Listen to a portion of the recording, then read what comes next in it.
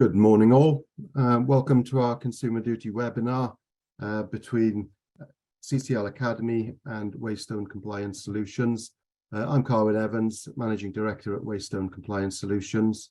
We're in the webinar format because the tube strikes today, so it was meant to be in the hands of the ICAEW in an in-person event, but now it's in the hands of technology. So hopefully myself and my other speakers don't suffer from any mishaps on the technology side. The ICAEW were very flexible and allowed us to move the in-person event to May. I'll come back to that later towards the end of the event. Since this is a webinar, we're going to be recording this session this morning, so I'll cover off how you can access that recording at the end of this event today. So just to give you an idea of the format of the event, each speaker is going to speak on their corresponding topic. Initially, when we first set this up and it was going to be an in-person event, the idea was each speaker to speak, and then right at the end of the event, we would have a Q&A covering around 15 minutes or so. What we're going to do today, though, is given the fact that it's a webinar and it's going to run for quite close to 2 hours, I think it would be sensible for us to have a Q&A at the end of each specific topic. So once the speaker is finished on that particular topic, you can post your questions via the messaging tool. Then the speaker will be able to respond to that, depending on the number of questions we have. Of course, we're going to allocate around 5 minutes to those responses. So just to take you through the running order for today, if I just move to the next slide. Here we go. So you're going to have to suffer with me as the chair this morning, but you'll have to hear from me a little bit later. But first of all, you've got my colleague and friend, Stuart Holdman, who's a Managing Director at Waystone Compliance Solutions. Stuart's going to look at the progress and the timeline of the Consumer Duty project. What's been done so far, where have we been, what are we doing now, and what do we need to do next, and go into the details of that.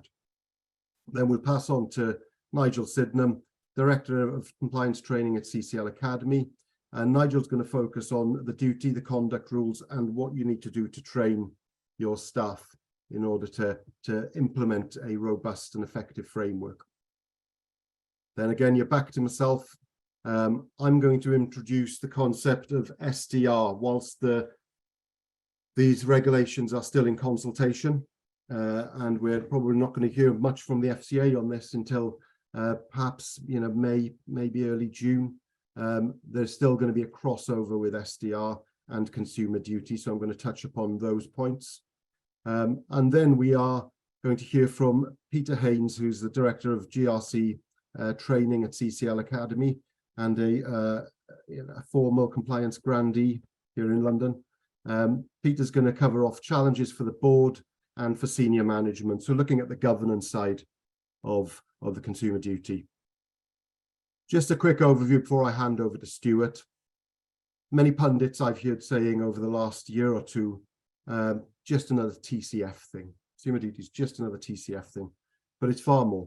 Okay, and my friends and colleagues are going to give you an overview far better than I can in this short introduction. But TCF was essentially a framework by which the FCA was assessing how that framework operated and whether it delivered against the principles of TCF. The difference with Consumer Duty, I guess, is you don't just need to have the framework in place, but you need to be able to measure the delivery of good outcomes through an assured, effective framework. And the onus of responsibility isn't just on the FCA to assess the effectiveness and the delivery of those good outcomes. It's up to firms to decide on what good looks like and whether their framework is effective in delivering those good outcomes. So with that summary, very quick summary put aside, I'm going to hand over to my colleague Stuart, who's going to take you through where have you been, what are you doing, what do you need to do next. So over to you, Stuart. Thank you very much, Carwyn. Hopefully making sure I'm sharing the right screen. Okay, so yes, you're quite right. So in terms of the consumer duty and the TCF regime, I think the consumer duty is sort of like a TCF with a very, very large dose of espresso added. And what I'm going to be doing is talking through a sort of a whistle-stop tour of the journey to compliance with the duty, looking at sort of discussing where you probably have already been, where you might be now, and what things you might still have to do. So you've probably you've read the FCA's consultation papers, the policy statement, their made rules, the finalised guidance, looked at their web pages, read their speeches, maybe received and read the sector-based Dear CEO letters. You maybe have attended some of the FCA's webinars and possibly even one of the round the country roadshows. You may even have read Section 29 of the Financial Services Act 2021 and perhaps wondered how a direction to the FCA that it must, one, carry out a consultation about whether it should make general rules providing that authorised persons owe a general duty of care to consumers, publish its analysis by the 1st of January 2022, make its rules by the 1st of August 2022, a section that is in total some 279 words. You might have wondered how we've ended up with the sort of regulatory colossus that we seem now to be facing. And if you are wondering about that, then you're in good company with the City Minister, Andrew Griffith, who clearly feels that the FCA has gone a bit OTT. So you've probably sat down and tried to work out how you're going to be able to demonstrate at both a target market level and where you have them an individual customer level, how you're going to proactively demonstrate that you're proactively achieving compliance with the cross-cutting obligations of acting in good faith, avoiding foreseeable harm, and enabling and supporting retail customers to pursue their financial objectives beyond what you're doing already today. So I mean, we have to accept that no firm sets out to act in bad faith, to cause foreseeable harms, or to fail to support their customers. So you must be wondering, what is it that is required that we're able to demonstrate that we are proactively achieving these objectives? One way you might have adopted is to adopt the approach in the same way as firms do to compliance with the principles generally, the all-embracing sort of conduct risk regime, and previously the TCF agenda, which is to look at each of the key decisions being made and actions being approved by the firm through the lens of always being able to demonstrate that these are consistent with achieving the objectives of each of the cross-cutting rules. That's sort of, for example, something like adopting some form of compatibility statement, similar to the approach adopted by the regulator when demonstrating that its made rules comply with its own legal requirement to comply with its strategic objective and one or more of its operational objectives in all that it does. And I'm sort of thinking, well, if that's good enough for the regulator to demonstrate compliance with the legal objective, then it should also be sufficient for a firm. You will, of course, have prepared your implementation plan in time for board approval by the 31st of October last year.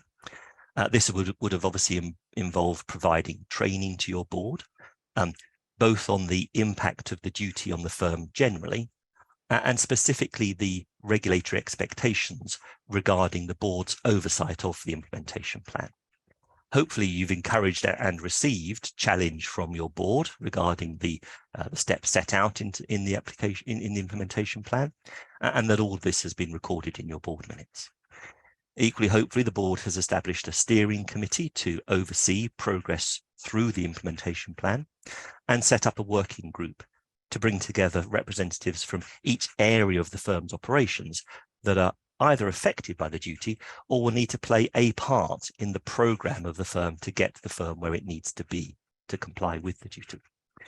Also, hopefully the board has allocated appropriate resources, both internal and external, to enable the project to succeed. And of course, finally, allocated responsibility for oversight with a suitable senior manager.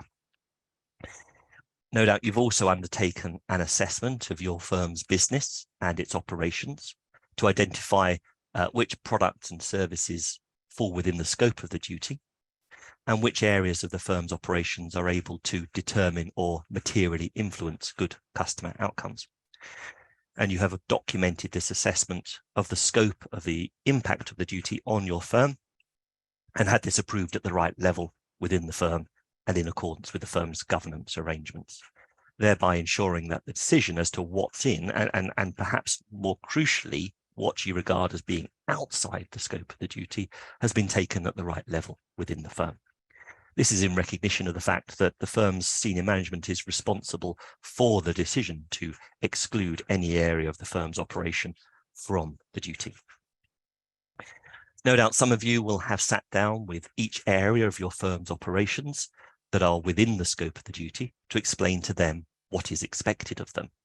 And this has probably involved a mix of initial training, hopefully tailored to the nature of their activities, providing guidance materials on the regulatory expectations, standards and outcomes required by the duty, and being on hand to provide guidance of support to these units throughout the process.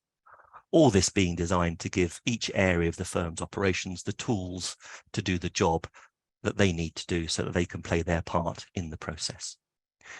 And talking to those in the audience in their firm's compliance function, and channeling Sheldon Mill's speech last month, where he cited that the timely involvement of compliance teams was one of the things that was likely to keep firms on track to deliver on the duty. And just I wonder whether, sort of thinking to yourself, whether you consider your involvement in this process to be timely, or whether, as I suspect many of you may feel, time-consuming. Using the guidance that you have provided your colleagues, your firm has identified those products of which it is the manufacturer. Remembering, of course, that when it comes to the duty, a product includes a service, and a manufacturer also includes someone who carries something out. And you have obtained, again, the board's approval of this further scoping assessment. And for each of those products or services in scope, you have benchmarked your current product governance policies, procedures, systems and controls, records, reporting, monitoring and oversight arrangements against the requirements under the duty, particularly, of course, the products and services outcome. For those of you already subject to the product intervention and product governance source book, PROD, you've decided whether to move to compliance with the equivalent rules in the duty or to stay with PROD, in which case perhaps prudently carrying out an assessment of your current arrangements to verify that they are actually indeed in compliance with your obligations under PROD. For those of you not already familiar with the concept of target market assessments, you've been learning about these and formulating a product approval process, which has involved determining how to apply such concepts where your firm's product is a service such as investment advice or investment management. And you've also been perhaps grappling with the challenge of how to identify the needs, characteristics and objectives of your target market in sufficient granularity. And you've used this to inform your distribution strategy to ensure that your products and services are being distributed appropriately.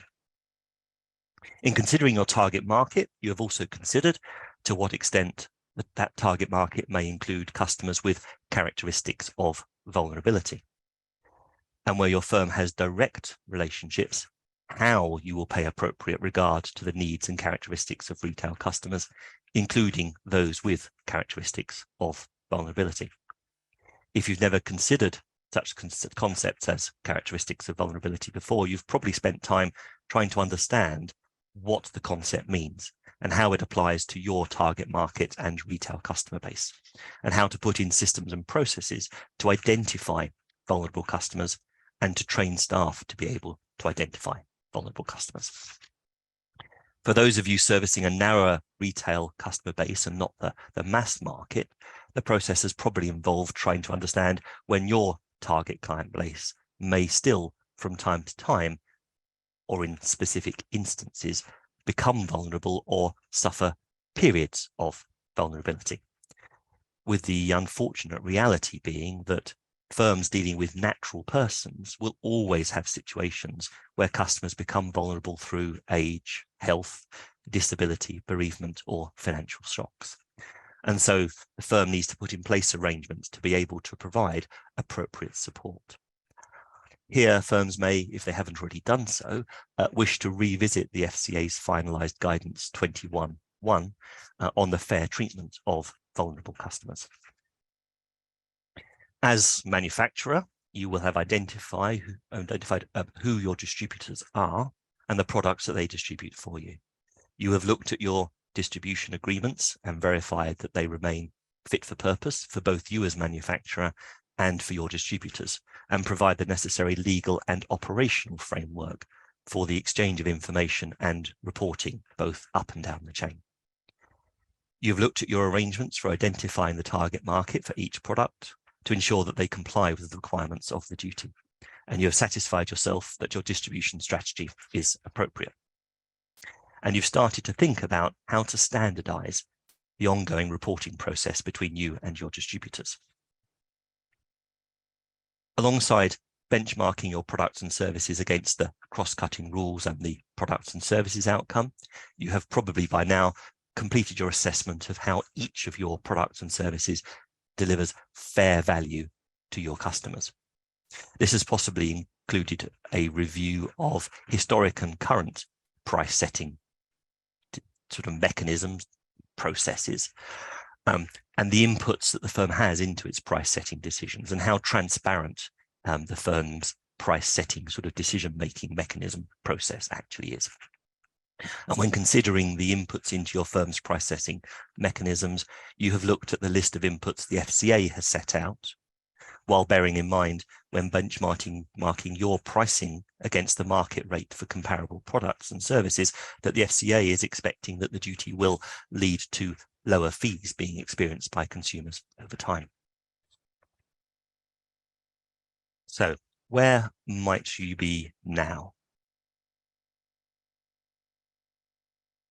Moving on to where you might be now, as manufacturer or distributor, you are no doubt engaging with your distributors or manufacturers to ensure that each will have the information they need in order to comply with their obligations under the duty, with both parties, of course, having the 30th of April deadline in mind. For those distributors who distribute products manufactured by non-UK manufacturers, you've been engaging with these manufacturers to try to achieve operationally what these manufacturers would otherwise be required to do if they were under the duty, if they were regulated by the FCA. From my experience with dealing with my Waystone colleagues in Ireland and Luxembourg, non-UK manufacturers are very keen to be seen to be as supportive as possible for their distributors. As with manufacturers, as a distributor, if you're probably considering how to agree some form of standard reporting template with each of your manufacturers for whom you distribute products, in the hope that across the industry we don't end up with a messy spaghetti of different reporting templates. And you're probably hoping that your relevant membership body will issue a sort of a template to member firms to create some kind of consistency and to drive efficiency. We wait in hope. You're probably now starting to focus on those areas of the firm's operations that do not determine good customer outcomes, but do in an ancillary way have an impact on these, such as the manner in which customer data is collected, stored, and used, on the basis that these areas of the firm's operations, while important, are on a risk impact basis less important than things like product design and distribution.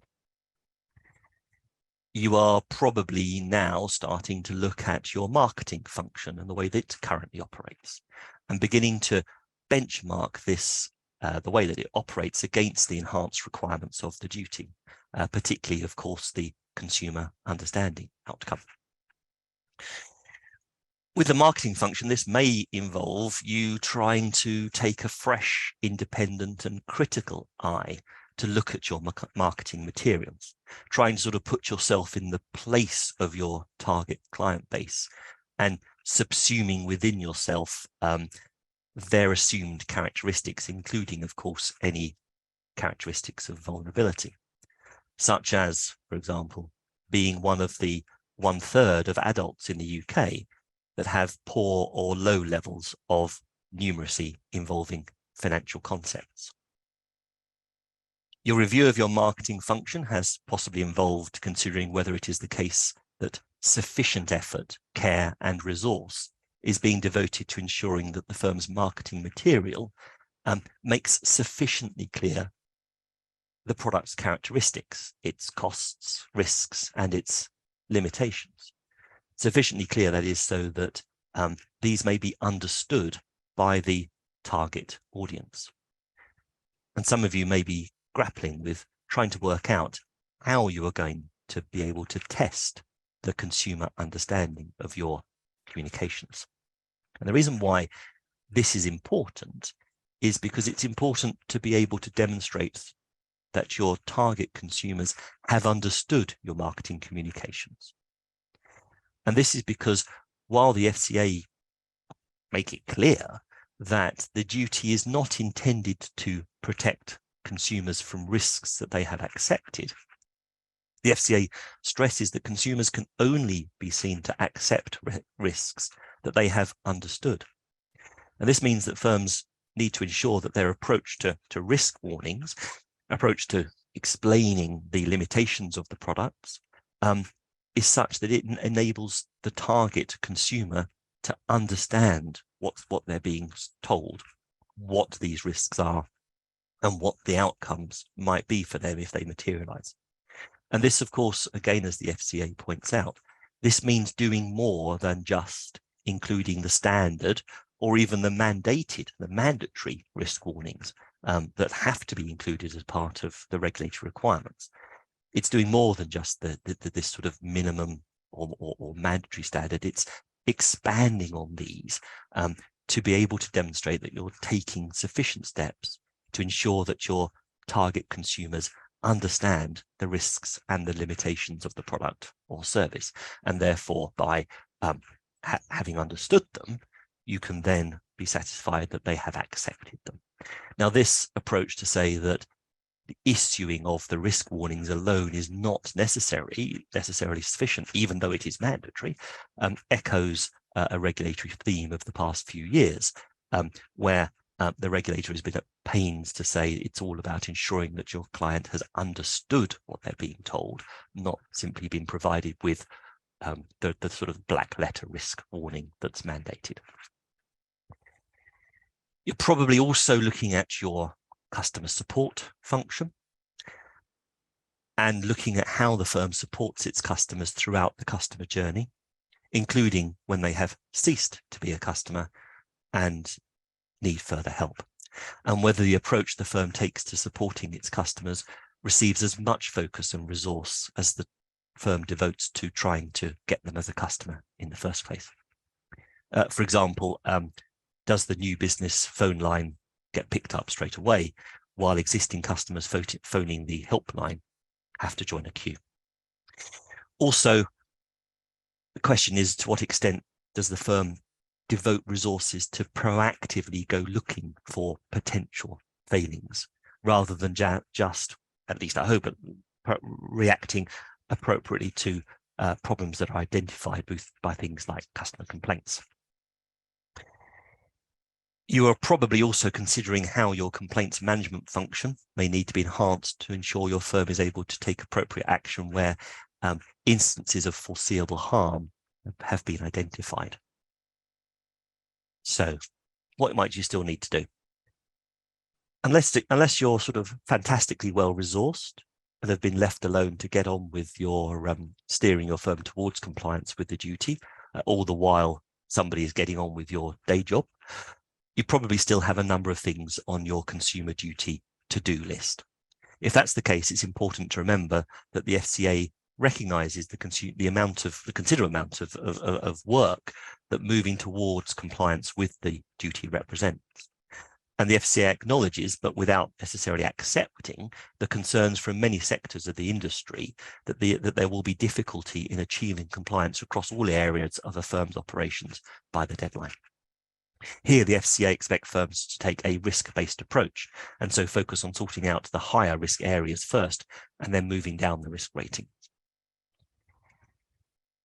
It's important here to keep a running record of the firm's progress toward compliance with the duty and the risk-assessed basis for the manner in which this progress is being managed, and being prepared to show that to the FCA if required, but also critically keeping senior management informed as to progress and alerting them of those areas where the firm is unlikely to be fully compliant by the time of the end of July deadline. So what's likely to still be on your list? One of the things that is possibly on the top of the list is, and that many firms are grappling with, is to understand what kind of meaningful management information your firm will need to capture, collate, structure, and report on, all in such a way as to enable the relevant people within their firm to do their job in compliance with the duty, and to enable senior management to exercise effective oversight, and for the control functions of risk, compliance, and internal audit to also to be able to perform their functions. So the MI challenge, the elephant in the room, as I've called it, here, assuming all other aspects of implementing the duty are not also causing headaches, the question that firms seem to be struggling most with: what type of meaningful MI their firm will need to capture, collate, structure, and report to enable senior management to exercise efficient oversight and to take necessary action, especially if they are to deliver on what the FCA expects, which is not just being able to demonstrate they're not causing any harms, but to be able to demonstrate they are proactively demonstrating they're achieving good customer outcomes. Here, the FCA sort of guidance is pretty formulaic. It talks about, sort of the kind of management information depending on the type of firm, the role in the distribution chain, the nature of the product, and the target market. And the FCA says that whilst things like complaints data can be a valuable source of information, firms need to go beyond complaints data to develop MI that gains insights and provides assurance on the customer outcomes. The sorts of things the FCA are suggesting are things like business persistence and client turnover, whether certain types of customers appear to be experiencing poorer outcomes than others, and the reasons why this might be. What's found out through staff assessments and whether that indicates a poor understanding of the expectations placed upon staff. On a more qualitative basis, things like behavioural insights, direct consumer testing, file reviews, customer feedback, mystery shopping, focus groups, and things like that. The challenge is to be able to gather enough meaningful MI that enables the firm's senior management to make a qualitative assessment on whether the firm is delivering good customer outcomes. You're probably also looking at your suite of policies and procedures and trying to work out whether these what updates need to be made and to what extent new policies and procedures will be required. And of course, that will possibly depend upon how much of this is new to your operation. And you're also looking at both your internal business monitoring and of course the compliance monitoring, and looking at how you're going to evidence, to develop a program that enables you to evidence that you're on top of all of this. One of the things that you've got to bear in mind with the business unit monitoring is that the requirement is to be able to demonstrate that you are delivering and achieving good customer outcomes by both your target consumers in some areas and of course individual customers and others. And one of the challenges is trying to work out how to demonstrate positive outcomes and not just an absence of contra indicators. Then once all this framework's put in place, of course, you're going to need to provide appropriate training throughout the firm, both on the duty and also on the new individual conduct rule 6. And I know Nigel Sidham from CCL Academy will be talking about this next. And towards the end, sort of once you need to start thinking about the governance arrangements and how you will amend those to ensure senior management oversight, and looking at things like your statements of responsibilities and the sort of the reasonable steps framework to be able to ensure that governance is being done properly. And I know that Peter Haynes, also from CCL Academy, will be talking about the governance dimension in his session shortly. It's also sensible to start thinking about reporting to other firms where they may be not, in your view, complying with their requirements, reporting this to the FCA, and of course being prepared to receive reports from other firms who think that maybe you're not perhaps complying with your obligations. And then sort of towards the end, preparing a report for senior management on the state of preparedness for the duty as the deadline approaches, and of course including potentially areas where you may not be in compliance by time.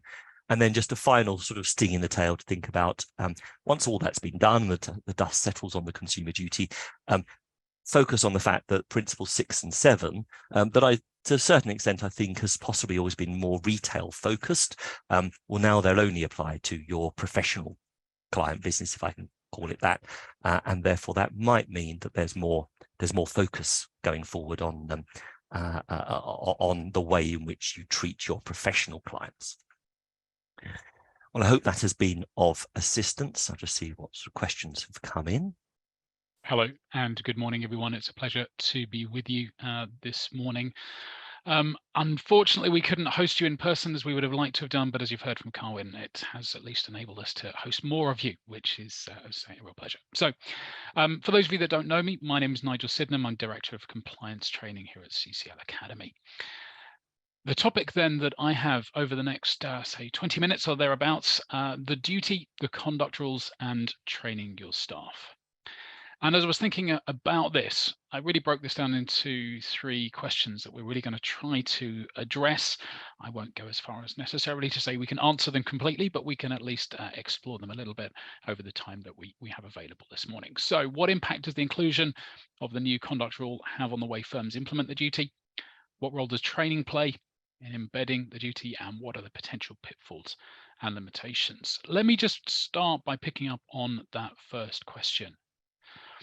It's absolutely understandable, and we've just been hearing from Stuart that a lot of the focus, of course, currently, and I'm seeing this with the clients that I'm working with particularly, is on what we might call the firm-wide issues, things around product governance, people thinking around data and MI and manufacturer and distributor obligations, all of these issues, in other words, which primarily impact on the firm as a whole. What I want to do in the time that we've got is just to explore a little of how the individual conduct rule and the new conduct rule is also going to impact in our implementation. And so that's really where we're going to start. Let me just remind you of a few basics. I know many of you will be very familiar with this, but let's just make sure we're all comfortable. We know, of course, that we have the 5 individual conduct rules currently. The consumer duty is adding rule 6. You must act to deliver good outcomes for retail customers. Now, one just brief observation about the conduct rules in general. My experience of this over the last few years as I've engaged with many clients and staff at many firms. For individuals who have been regulated for most of their career or for certainly extended periods of time, they're really quite familiar with the idea of conduct rules of some description. For many people who I've previously who are previously approved persons, for example, and maybe CF30s under the previous regime, actually hearing about the new conduct rules was really not a great change. But it has been my experience that people who've not previously been subject to conduct rules such as these, actually this has been quite a shift in thinking. And again, I think we just need to recognize that again, we're going out to almost all, perhaps all of our employees, depending on how we're applying the ancillary employee exception, and implementing or making them aware that a new rule is being implemented that has a personal obligation for them.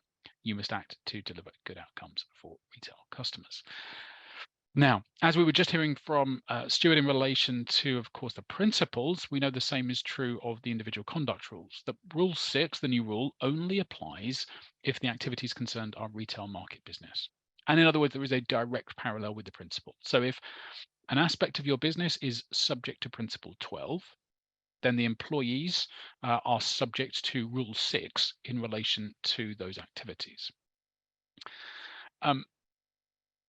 just as again with the principles, if Rule 6 does apply, Rule 4, that many of us know by shorthand as the treating customers fairly rule, that rule is disapplied. Which actually means, though you may not have thought about it this way, that actually employees are only subject to 5 rules at any one time. Or we might slightly more accurately say in relation to any particular business activities. Why is that? Well, because of course, if it is not retail market business, they continue to be subject to 1 to 5. Alternatively, 1 to 3 and 5 to 6. In other words, 4 is disapplied. So we're going to come back to why that may be significant in just a moment. But in terms of the obligations, what are they? You must act in good faith towards retail customers is the first obligation under the new conduct rule. What does that mean? What does that look like? Well, the description in the guidance, it's characterized by honesty, fair and open dealing. Now, if we just pause there for a moment, what I think is interesting about that first part of the statement is that actually, I think to a large degree, we might see that as being largely reflective of the obligation to act with integrity. Certainly, there's very clear overlap with the existing rule 1. But do just notice the second part, acting consistently with the reasonable expectation of retail customers. And again, I think we are going to need to give thought to and just explore in our own context, in the context of your own firm and its activities and its interaction with customers, what does that mean in terms of expectations of behavior? What does it mean to act consistently with the reasonable expectations of your retail customers? How might someone breach that? Moving on, the second aspect, you must avoid causing foreseeable harm to retail customers. Well, again, if you look at the existing guidance on Rule 1, that's not very different. It's reworded, of course, using the consumer duty terminology of foreseeable harm, but certainly behavior which would typically cause detriment to consumers is already captured by Rule 1. You must enable and support retail customers to pursue their financial objectives. And the point I'm just making is that, again, many of us have been, become very familiar with the cross-cutting rules and thinking about how they apply in the context of the firm. We also just need to make sure that we're doing the same exercise in relation to the conduct rules and the obligations that are now applying to our individual employees. There is some guidance. One of the comments that I've heard in various industry forums is the concern about the lack of detailed guidance. There is some guidance. The one key thing that is very clear, though, is that Rule 6 imposes a higher standard. Now, why do I think that matters?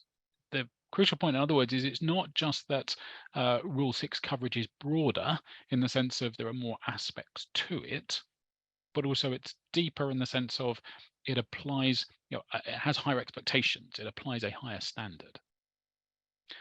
What's the practical implication of that? Well, I think the logical conclusion would have to be there are actions, there are types of behavior that would previously not have breached Rule 4, but which will now breach Rule 6. That seems to me the logical conclusion of this point about a higher standard. And so again, thinking in the context of our firms and thinking, okay, what types of behavior actually do we now believe that as a result of this higher standard are a breach of the rules? I think is going to be important as we start communicating this to our employees. So what are the implications of this new conduct rule? Let me just briefly touch on how I think this could potentially impact on firms. Disciplinary procedures, we're going to need to give consideration to these. There are now this additional complexity.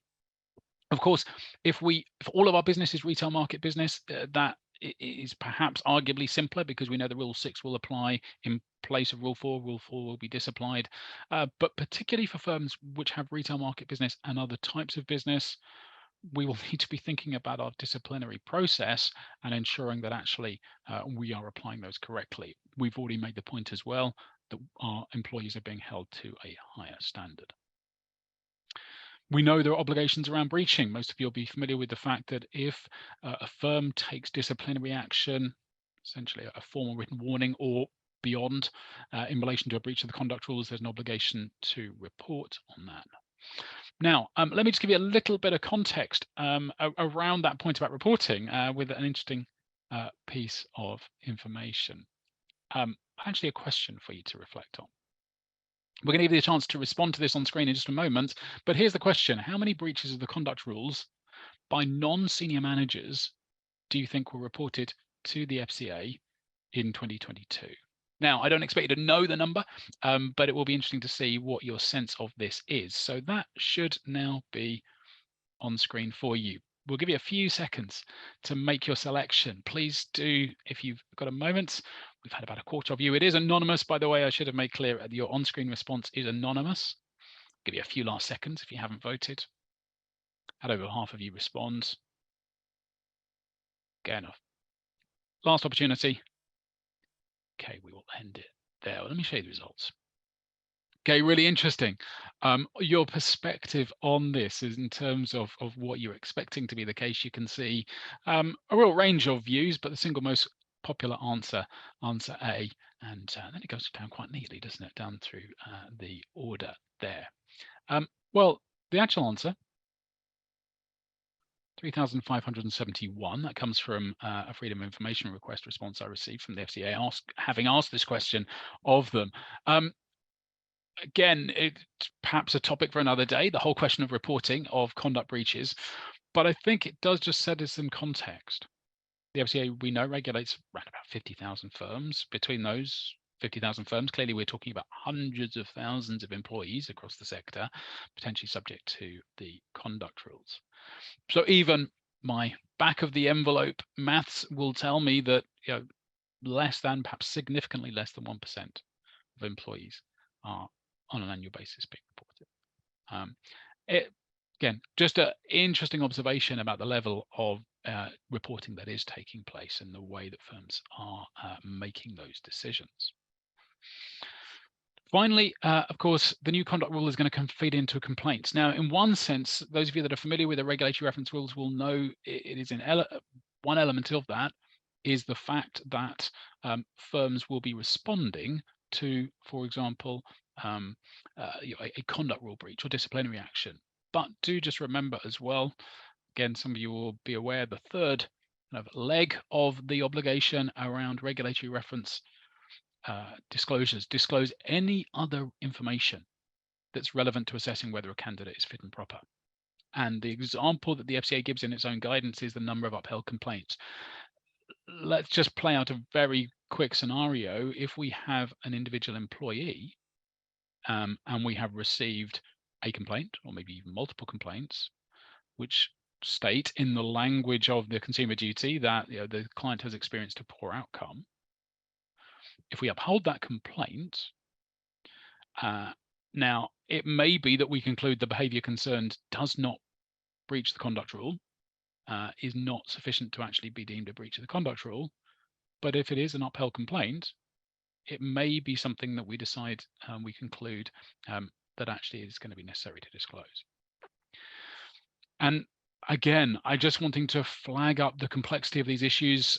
Those of you who have dealings with these issues around disciplinary and regulatory reference within your own organizations will know there is interplay with HR policies, there's interplay with employment law.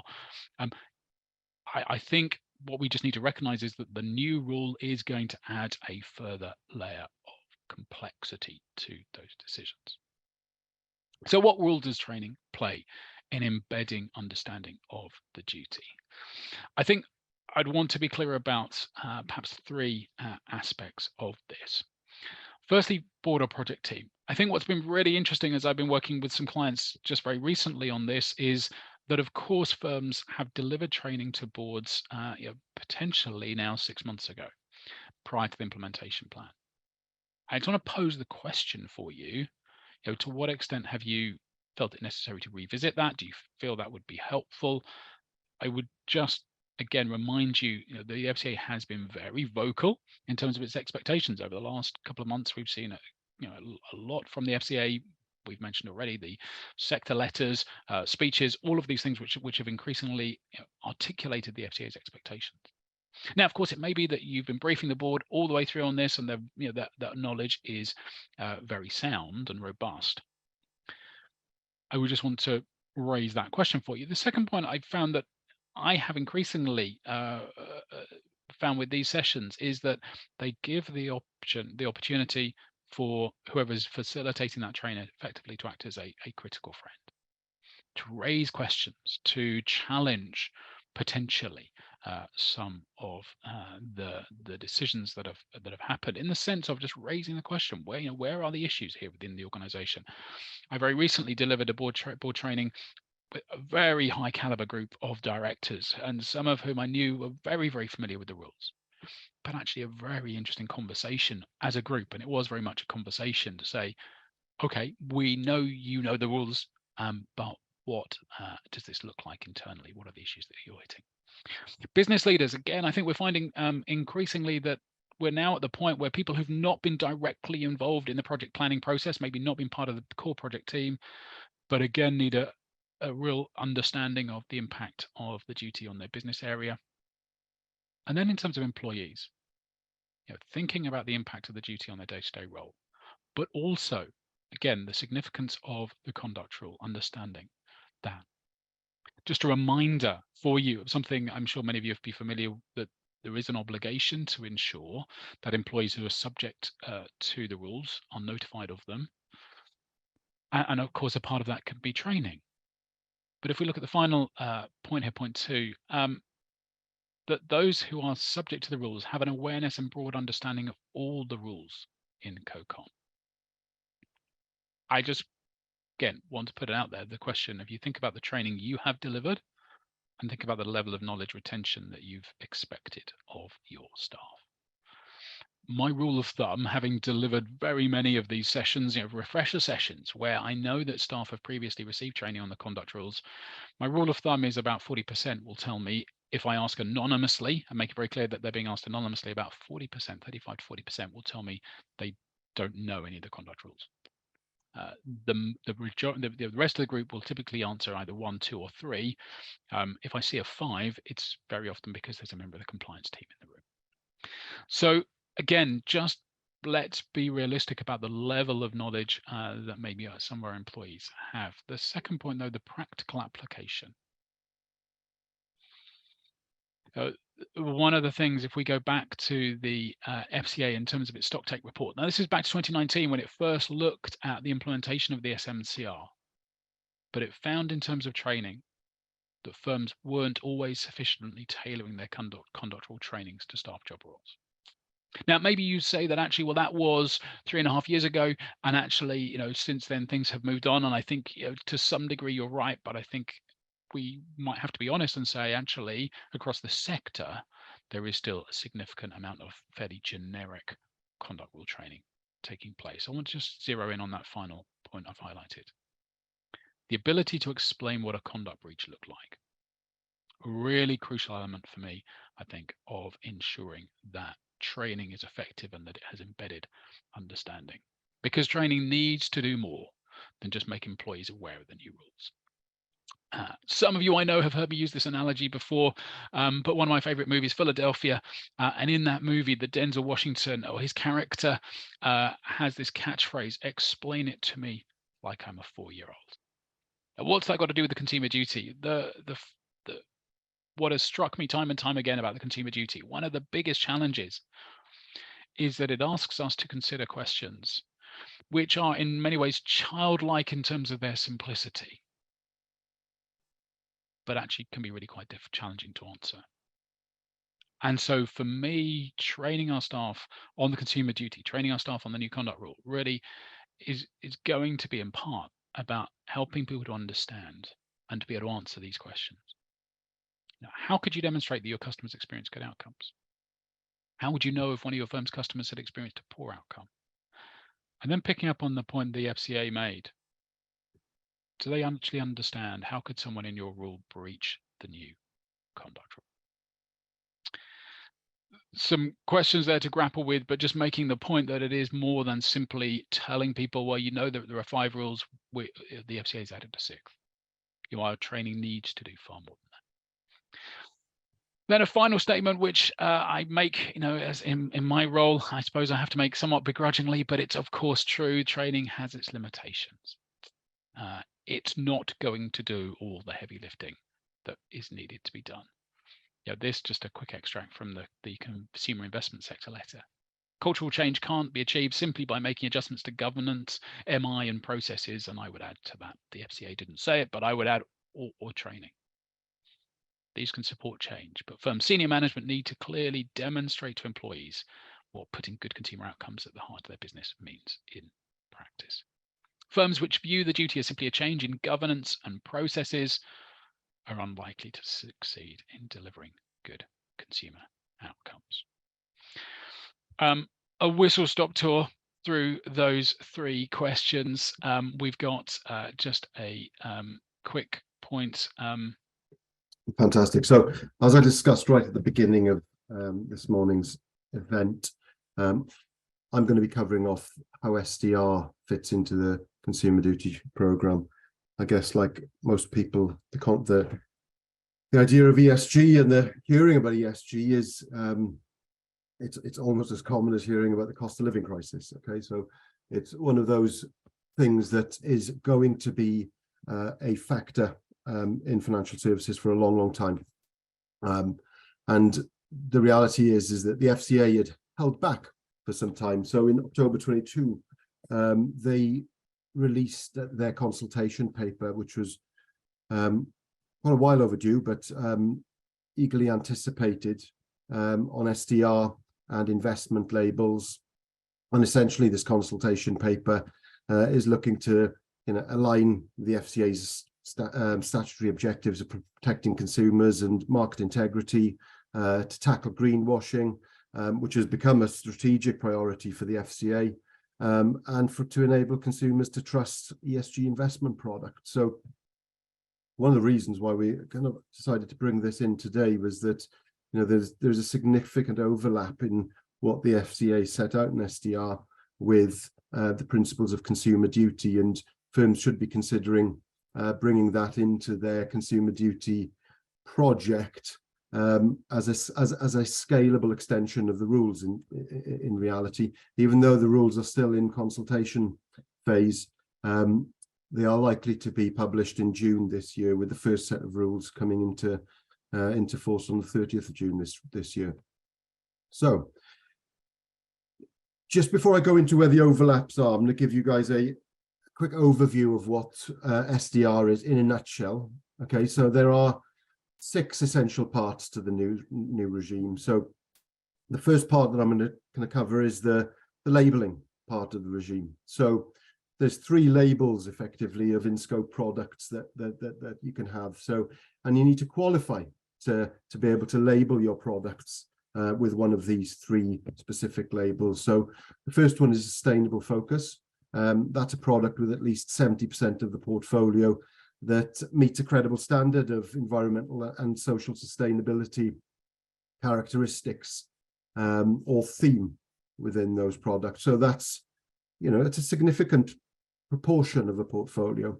Then you've got your sustainable improver label, and that's a product that seeks to improve the environmental or social sustainability of the assets over time. And then you've got sustainable impact, which is products that have a clear objective to achieve a real world impact, a positive, sustainable or social impact through those investment products. Moving on to the disclosures, and for those of you that have had the pleasure of dealing with SFDR through the European regulations, there are similar disclosures within this regime.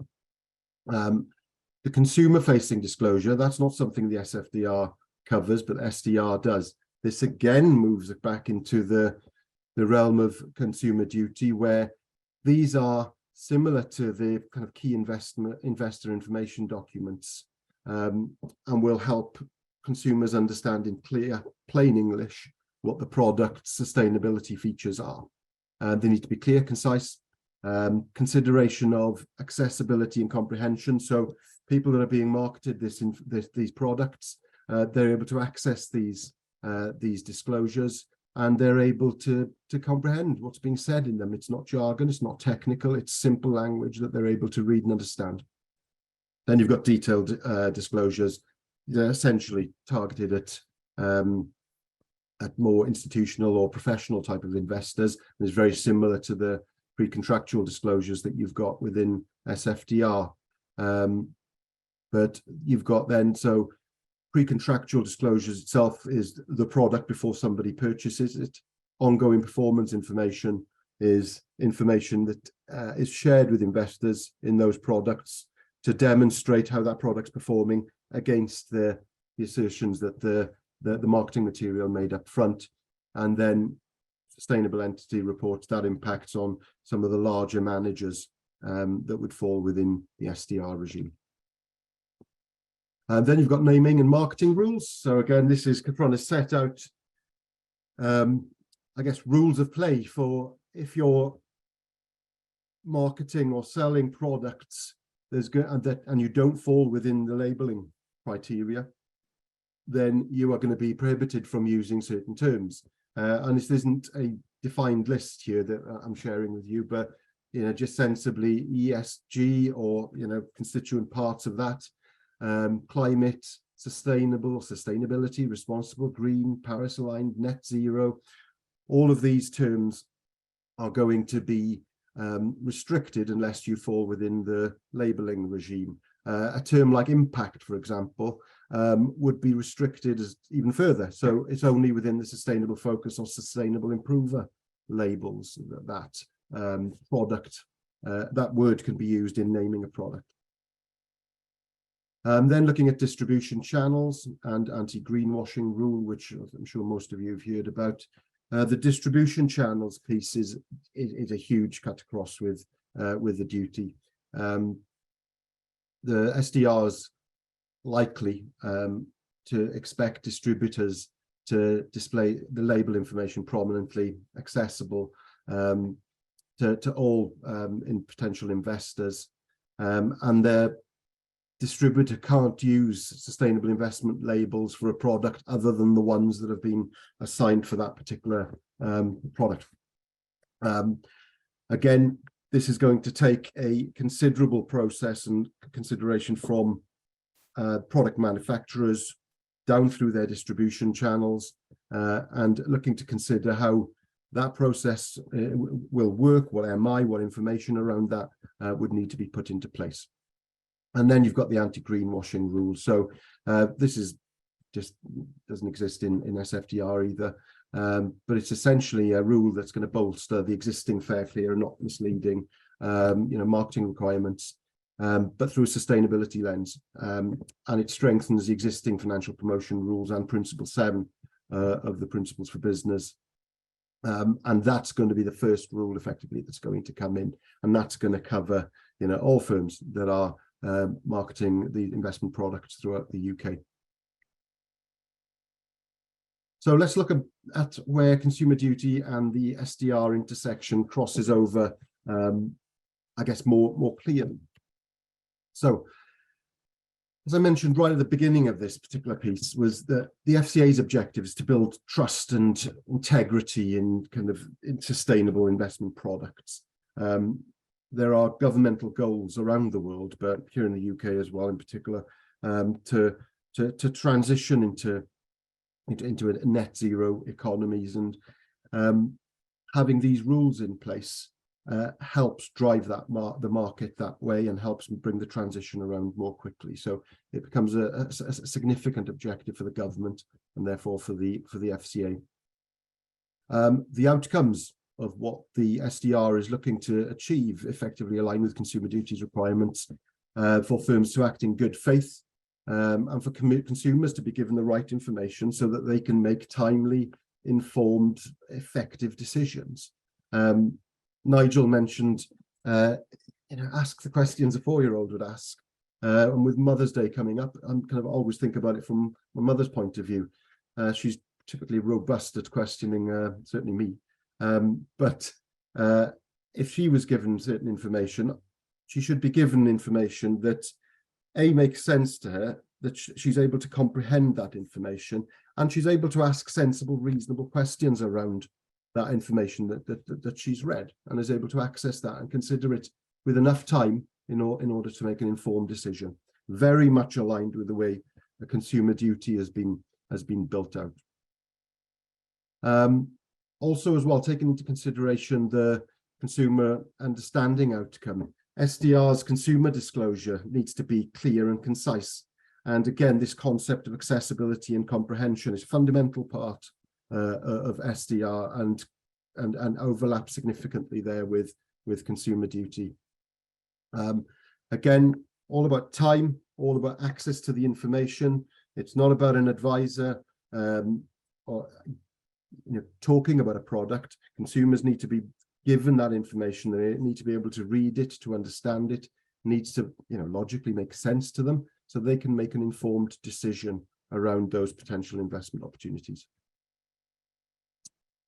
Again, with SDR, so very, very similar to the way consumer duty is playing out, is that firms are expected to monitor and test their communications with retail customers. So you could have someone creating a communication document, a disclosure document that makes absolute sense to those of us that work in finance, but there needs to be testing that this communication, the customer comprehension, actually works as you expected it to work, and need to be preparing activity for how you'd gauge that. So when you're setting out your consumer duty projects at the moment, you should be thinking about, when SDR comes into force and we fall within that regime, we need to be able to not shoehorn, but it should be able to slot into your consumer duty process so that you can use those processes to test against both the duty and SDR obligations.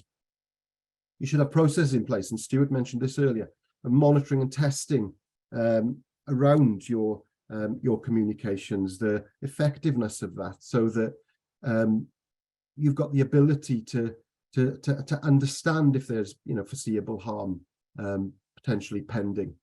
I mean, this concept of foreseeable harm, this is something that we've been involved with advising firms on SFDR, talking with firms about SDR and what that's going to mean to them.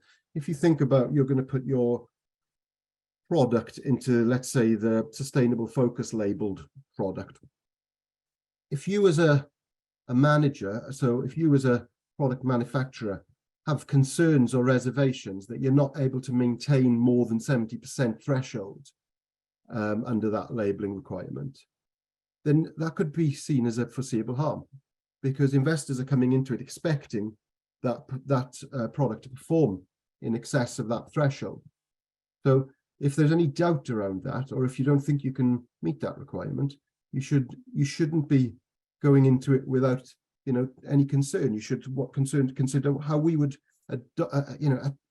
deal with that particular issue should it arise. How do we prevent it from arising? And also, firms need to be realistic about their products as well. So don't go chasing the markets. Most of the regulatory failures, the mis-selling failures we've seen over the years are because firms are chasing the market. If your products don't meet the requirements of the labeling regime, don't go shoehorning them into it. I mean, that's the key thing. You're going to end up in a really sticky situation. The duty and SDR as well, mentioned this earlier about the distributors. Product manufacturers need to be able to create sufficient and accessible material to push out across their distribution chain. Need to consider as well that the distributors might need to be trained up and have time to question and understand what the product is. So you're not just rushing products to the market and hoping your distribution chain can just churn this out. There needs to be real consideration around how those distributors buy into your product and that they fully understand what they're selling on the product manufacturer's behalf. Also as well, there should be a feedback loop built into the distribution chain. Your distributors should be able to feed back up through that distribution chain so that product manufacturers get feedback around, what makes sense, what doesn't make sense, what are consumers struggling to understand? Are there any, complaints, cancellations coming through around these products because consumers felt, well, wait a minute, I didn't think I was buying into that particular product. I felt that I was promised something else. So it's important, again, under SDR and consumer duty, to have that clear feedback loop through your distribution chain. And just finally from me, before we settle into some questions that you may have. Excuse me. Your SDR project, when should I begin it? So the rules aren't in place just yet.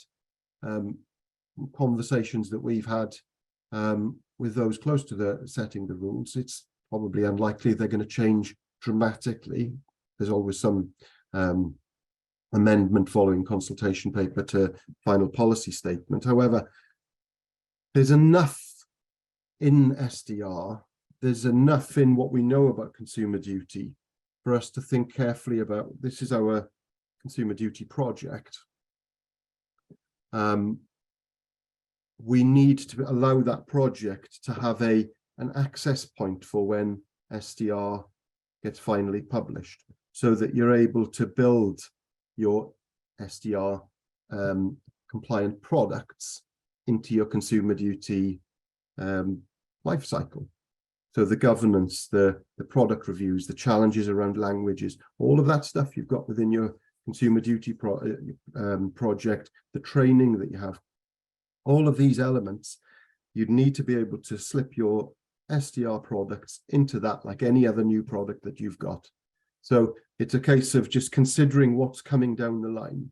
You know, you've got a good idea what's coming down the line, and thinking carefully about, you know, do you have the right experience within your business to proclaim that you can sell sustainable or socially aligned or, you know, environmental impact products, and leave that process wide open enough for the new SDR regime to fit into it.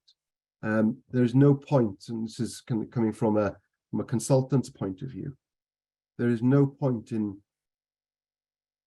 having to recreate the same project steps that you've done previously because you closed your consumer duty project off too early and there was no room to bring in SDR into that. There are considerable synergies that you can leverage from. So if you're creating processes, bear in mind this new regime that's coming down the track, and it's going to come into force. There's no two ways about it. So build that into your considerations around the project management life cycle that you have. Thank you very much, Carwyn. Let me just find the appropriate document. Hopefully you can all see this. So good morning, everybody. And it's nice to see so many friends, clients, some of whom are both, of course, here at our webinar. I'm here to talk very much about challenges for the board and senior management. And we talk, when we talk about the duty, we talk about the need to put yourself in your customer's shoes. What I would also say is put yourself in your senior managers and board members' shoes as well. Now, I have to declare an interest here. I am a consumer duty champion. However, I train and advise firms on implementation of the duty, so I'm happy to have a foot on both sides of the fence here. As Stuart said earlier, the duty is much more than just TCF rehashed. And teamwork is key, and it's very much a two-way street. Senior managers need to think about the demands on the time of the project team and about what support they need. But also, the project team needs to think about senior management and what they need specifically in terms of MI, and also something which is perhaps been neglected from what I've seen over the past month or so, and in terms of implementation plans, the timing that senior management and the board need to sign off on things. So, for example, I've seen implementation plans that talk about, yes, we'll get this to the board by the 31st of July. And my challenge to them is, well, if it goes on the 31st of July, that means, do they need to approve it there and then on that day? and anybody who's either on a board or who supports boards will know very clearly that boards don't always approve everything in one shot. Quite often they will see something and say, right, okay, fine, thank you very much, that's very useful, but these are our challenges and these are the points that need to be amended. So often boards will need 2 shots. So think about that, think about each other. If you can look at 2 sides of the fence, so to speak, which is probably an inappropriate metaphor, but be clear as to the need for teamwork and to think about what everybody in the firm, senior and project team members, need from this. Before we continue, I need to apologize to an anonymous questioner who asked what the SDR stands for. I did mention sustainability disclosure regime. It's actually, as I'm sure many of you will have seen, sustainability disclosure requirements. I'm not sure that the R in my defense is the most important letter there. I think sustainability and disclosure are probably more important, but it is just for clarity. The FCA talks about sustainability disclosure requirements. So we know about the key milestones for the implementation timeline, and Stuart has already mentioned the 30th of April. A lot of people are focusing very much on the 31st of July and forgetting, if they're a manufacturer or a distributor or both, around the 30th of April. And I've also seen senior managers who actually weren't necessarily aware of that earlier deadline in relation to manufacturers and distributors and product governance. And secondly, weren't even, in some cases, particularly convinced about whether their firm was a manufacturer or a distributor, or indeed both. And the FCA has been quite broad in its interpretation as to what constitutes a manufacturer and a distributor. So the 2 examples I always give are the lead manager of an initial public offering, where the lead manager has been deemed by the FCA in the past to be a manufacturer of that offering. So the other syndicate members are deemed to be the distributors. And we also have platforms, an investment platform, a platform for anything almost, where the supplier of the platform is deemed to be the manufacturer, and the intermediary firms, the brokers that execute transactions on that platform, are deemed to be distributors. So those are 2 interpretations of those which might be outside of the normal view as to what a manufacturer and distributor is would be seen as. And so do bear that in mind when you're talking to your project teams, when you're talking to your senior managers, and just get that clarified, because of course we only have about 6 weeks before that deadline of 30th of April. And if you're a manufacturer and you haven't started those discussions with your distributors, you do not want your distributors knocking on your door on the 29th of April saying, why haven't we heard from you? Okay, so I'm not going to go through this line by line. You will be delighted to hear.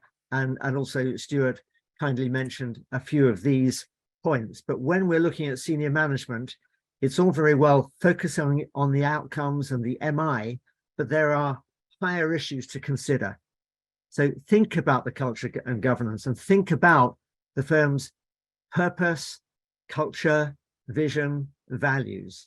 And the FCA has gone to great lengths to talk about the difference between purpose and values and culture.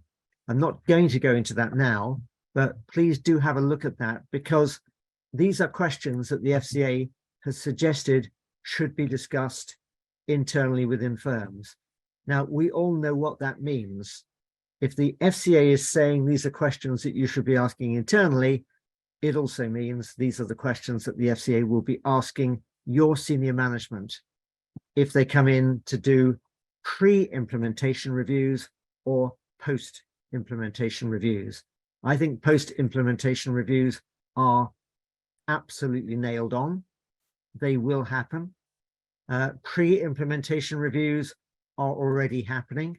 We have post-project plan reviews after the end of November, which the FCA has done. I've no doubt they'll be looking at certainly systemically important firms in terms of pre-implementation. And of course, what does systemically important firms mean nowadays? Who would have thought that SVB would have been thought as systemically important, but they were clearly systemically important to the tech sector because great efforts were made to ensure that SVB Bank UK continue to exist. So systemically important needs to be looked at within sectors as well as holistically for the financial sector as a whole. So, and governance. We know that the FCA has talked about the change in culture, that firms need to step up, and they've said that the firm's board or equivalent government body is responsible for ensuring that the duty is properly embedded. And they've said that they will hold senior managers accountable through the SMCR. So bear in mind this point when you talk to your senior managers, to your boards. And of course, yes, we know that there needs to be a consumer duty champion. I know that very, very well indeed. So we need to have a consumer duty champion, and that role is that the champion, along with the chair and the CEO, ensures that the consumer duty is discussed regularly and raised in all relevant discussions. So that effectively, that paragraph makes it very, very clear that, first of all, the consumer duty champion has skin in the game, but also the chair and the CEO. So at a senior management level, why not, and this might not be popular, but why not put that very clearly into the statements of responsibility of the chair and the CEO, and also the consumer duty champion, if indeed the champion is an SMF. They don't have to be an SMF. Most are, but not all of them are. So if they're not an SMF, they will not have a statement of responsibilities, but hopefully they will have some sort of job description, or at least, and not all non-executive directors have job descriptions, trust me, strangely. However, make sure it is documented that that is the expectation of your champion, even if you can't build that into a statement of responsibilities. So that's really important. That doesn't mean, of course, that the rest of the board is off the hook. We saw in the previous slide that the FCA will hold boards and directors individually accountable. And so much of this comes down to the point they also make about the annual report, a report at least annually for review and approval by the board, not by the champion, chair and the CEO, but by the board, which assesses whether the firm is delivering good outcomes. So what are the significance of these questions? Again, these are questions which can come to senior management. They could also come to almost anybody in the firm. The FCA has developed a very sensible technique now of saying to certain firms, by the way, we know that when we come to visit you, the visit is carefully choreographed. We get put into a room with the chair, the CEO, the head of compliance, COO, etc., CRO, and we're given certain documents and we are given answers to questions by our professional dancers, so to speak, in this choreography. What they've started to say, and I've seen this in reality, is that they are coming in to say, right, we want to talk to some of the people at the sharp end, at the coalface. And by the way, the old compliance technique was to say, right, okay, tell us who you want to see. We will make sure that when you come in next week, they are going to be around. So in other words, we can brief them in advance of your visit. The FCA has become wise to this, so they are now saying, okay, well, tell you what, we're coming in on Thursday. Give us a list of the names of all of your customer-facing people today, and on Thursday morning, we will tell you when we arrive who the people are that we want to see. So very limited opportunity for preparation. So, of course, bear these in mind when you're talking to your senior managers, when you're talking around this in the project teams. But also think, how do we incorporate this into our training for everybody? We also, of course, have questions relating to each of the 4 major outcomes. So again, these are questions which the FCA, I believe, will ask. It isn't an exhaustive list, but these are questions which are nailed on to be asked. So why not bring this into the scope of your implementation team, project team, if you haven't already done this? One of the best project plans I've seen recently, and I've seen a few of them, we actually have a service where we can go in and challenge the project team, which is not only very interesting, it's actually quite good fun, and it demonstrates to me how well some of these project teams are actually working. But one that I saw extremely recently had all of these questions with what is our answer to this question, and also how can we evidence it in terms of MI? And they had done this for each of the 4 outcomes with each of the FCA questions, which I thought was a very, very good starting point in terms of implementing the outcomes and producing the relevant evidence. Somebody's raised their hand. Forgive me. I think we will do. We'll take questions very happily, both at the end of my particular session, and I see I've got 7 questions lined up already, but also in the general section at the end. Okay. So, and this is key. These outcomes are key because we've already talked about the need to assess, test, understand, and be able to evidence the outcomes. But this next paragraph is absolutely crucial, I think, because what the FCA says in that wonderful document, FG 22.5, is that without this, it will be impossible for firms to know that their products and services are working as they and their customers would have expected, and in a way that is consistent with the duty. So just to be clear, if we do not assess, test, understand, and are able to evidence the outcomes that the customers are receiving, we can't be consistent with the duty. So this is very, very important for every firm and every senior management group and board to understand. This is not just TCF with O levels. It's a lot more than that. Or at least it is TCF, conduct risk, vulnerable customers, product governance, etc., all implemented to a very, very high level, and then more. And again, the FCA has been great in suggesting MI. And Stuart kindly gave me a little bit of an introduction to this in his speech by talking about some of the areas of MI that the FCA would expect. Again, if these are relevant to you, make sure you've covered them. Make sure you can feed through from the questions that the FCA asks through to the evidence, and bear in mind, at the very least, everything that's on the FCA's list that is relevant. But don't necessarily stop there. We've all heard so many times that, yeah, complaints data, really useful, but it can't just be complaints data. So do think about, put the warm towel around your head in a dark room. Think about what good MI would look like.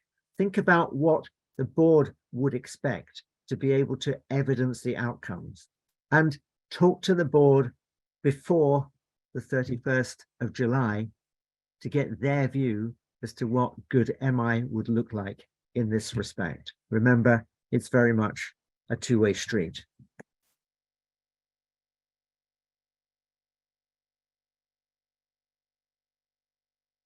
Okay. So what are we seeing? I'm seeing in some cases over-reliance on the consumer duty champion or the compliance function to implement the duty. It's great to see compliance represented in the project team. FCA has said on a number of occasions in the context of, for example, conduct risk, project implementation, they don't necessarily like to see compliance being the leader of the project team, the chair of the project team. Compliance officers are, of course, nature's heroes and heroines. However, the FCA's view, and I share this, is compliance should not be the chair of the implementation group. It should be ideally first line led. The FCA believes that too. Some champions are more focused on complaining about the cost and effort involved. Yes, there is a lot of cost. There is a lot of effort. Stuart again referred to the Treasury Minister also complaining. So if it's okay for the Treasury Minister to complain, why shouldn't we complain? Yes, complain quickly, briefly, and then get on with it, I would suggest, because just because the Treasury Minister is complaining about it doesn't mean that we don't need to be implementing this and be ready for the 31st of July. The FCA will not enforce this from day one. I've expressed views in a number of different forums as to the success or otherwise of the FCA, but I believe that the consumer duty is absolutely crucial to the FCA, and I believe therefore they will enforce it from day one. They will be looking for firms, particularly sectoral or systemically important firms, to have done this and to be able to evidence this very early on. So complacency, there is no room for complacency. So I saw one firm recently which is aiming to have everything done by the end of May so that they have then time to fine tune it. That's great. Not everybody will be able to achieve that, particularly in a very complex business model, but please don't leave it until absolutely the end of the implementation period. The other thing I've noticed, the risk of outcome silos. Quite often, firms have been looking at different outcomes by product, and that's great. But if you're looking at that by product or by service or by division or whatever it is, I think it's probably very important to look at this holistically as well, because you don't want to get to the 31st of July to find that you've actually looked at this in a different way between certain products or certain divisions, and actually it's totally inconsistent. So do try to find the time. This is very difficult, I know. Do try to find the time to look at it holistically, not just by silo, by outcome. And late focus on MI. A lot of firms I've seen, well, some firms are actually really, really proactive on MI, and that's great. For all of the reasons I've suggested. Yeah, being a champion, I'm all over MI with my firm and also other firms I'm advising. But it is difficult because you've got to make sure that you've done all of the preparatory work before you can focus really on the MI. So please do make sure that there is sufficient focus on the end product. There are two end products, achieving the right outcomes for your customers.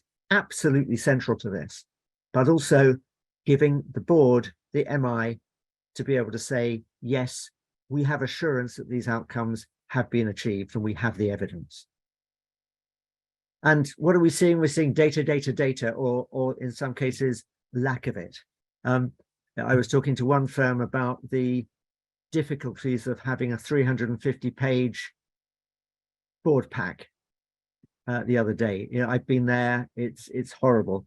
You know, you shouldn't have to be wading through a 300-page pack on consumer duty MI. So when you're preparing this, if you're in the implementation team, do again think of senior management. Say, what is it you need? How do you need it?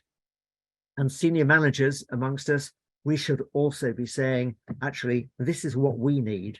You know, we don't need all 350 pages of our MI pack on consumer duty. What we need is a nice dashboard, you know, with perhaps annexes where we can dive into the detail if we need it. And that can be tinkered with, it can be played around with after the 31st of July. Of course, these things will develop organically to a certain extent.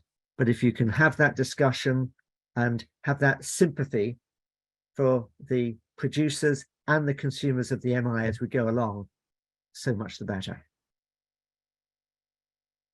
How many vulnerable customers? This is coming up a lot. You know, I've seen a firm with 3,000 walk-in customers who have identified 20 vulnerable customers out of those 3,000. That may be absolutely justified. But when the FCA is saying, look, 46% from the Financial Lives survey just demonstrate one or at least one form of vulnerability, how can 20 out of 3,000 just add up? You know, so that is coming along. This is a real theme I'm finding of consumer duty implementation. And if you look at FG 22.5, and if you haven't done already, please put that as your bedtime reading. It's actually quite a good document, and it says quite a lot in there, and it's not so unwieldy that it can't be read. There's a leitmotif, a theme all the way through every single list of questions, every point that the FCA makes in that finalized guidance around vulnerability. And MI to the board, I've already talked about this. If it goes to the board on the 31st of July, then that's probably too late. And the sheer breadth of the consumer duty, hopefully I have a minute or so on this. You know, is it in the DNA of the board and senior management? Is it in the DNA of the project team? Let me give you an example, which came up recently. I was asked a question as to whether a senior person in a regulated institution had to have their bonus deferred. And I looked at the rules to confirm, and I said, I came to the conclusion that strictly under the rules, no. I bounced this off 3 or 4 people whose opinion I respect, and we all came to the same conclusion, that actually, although it didn't need to be deferred, with a consumer duty lens on it, it would be extremely advisable, if you're making the decision not to defer this person's bonus, then you need to do so on the basis of some clear customer outcomes, metrics in the performance of that senior person. So in other words, what we're seeing now is the need to have consumer duty almost wired in, part of our DNA. We need to be looking at everything from a consumer duty lens, and people are starting to do that more. And one of the key questions in FG 22.5 is, for example, our risk and internal audit looking at their plans with a consumer duty lens on it. So first, second, third line of defense, it's almost got to be a sixth sense.